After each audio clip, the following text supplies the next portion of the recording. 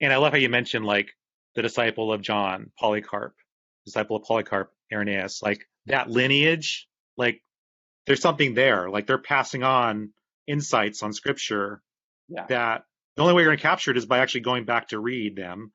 Um, but for those who, like myself, who've never like sat there and like got a book by Irenaeus or looked at any of Yeah. the church fathers, like, Yeah. are there like, do you have any counsel as far as like the pros and cons of reading the church fathers, like things to watch Yeah. out for? Totally. So some of the cons are you might find them to be too inspirational. You if you have sins that you've been hanging on to, you might be convicted and have to go and give them up. If you've sort of gotten used to having a kind of lackluster, mediocre Christianity, and we're hoping to sort of continue on that trajectory sort of from here on out, your life will be made a lot more uncomfortable. um, those are the main cons I can think of. Nice. Those are probably it. On the plus side, at least for me, I can say uh, it, the reading the church fathers, they destroy my lackluster Christianity. They in a positive way. Not that not that they're coming at you mean wielding a sword and trying to behead me or anything, but just in the sense of like the way that you see the full commitment to the faith that's there, and then really, I mean, the joy that goes and produces, which is just effusive and jumps off the text. It's I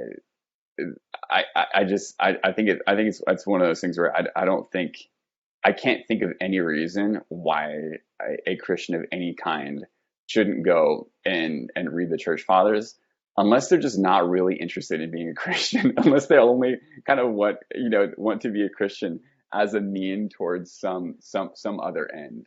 Yeah, I think that they're just fantastic, and even saying like, hey, reading the church fathers, a lot of folks can think, okay, well, I'll go and I'll read this book on the church fathers, and that's fine. I mean, there's a sense in which my book is kind of like a book on the church fathers, or trying to go summarize a lot of what they're going to say in this particular area. So if nobody read any books written on the church fathers, then nobody would ever buy my book. So I don't want to I don't want to be too harsh here.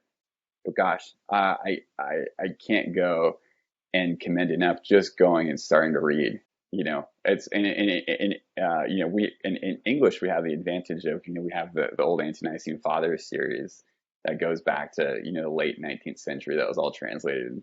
Some of those translations are you can say that they're kind of long in the tooth as far as as far as just the way the English language has changed. But overall, I mean, they're great, and you can literally just start at the beginning of the Church Fathers and just read through. It's all free. It's all open source online. I mean, you can grab your phone and type in Church Fathers and just start from the beginning there, and literally read on your phone in the comfort of your home the all the testimony that we have from the time of the apostles onwards. And so, I mean, for me, I can't really overstate how challenging, how life-giving, inspirational, I've my encounter, with them has been.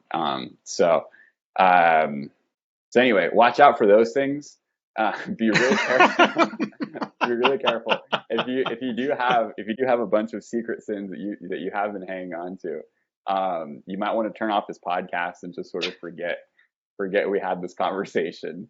Yeah, go. I'm sure there's works of modern theology that you can find will be very compatible with all your secret sins. So stick with those.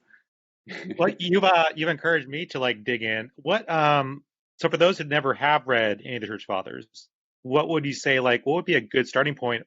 Or maybe like, is there a favorite, like, oh, this is a good one to kind of like get started with? Hey, thank you so much for checking out this video clip from the Delgado podcast. To get more videos like this, simply subscribe here on YouTube. You can also download the full episode of each show on iTunes, Spotify, Google Play, or your favorite podcast player. Take care.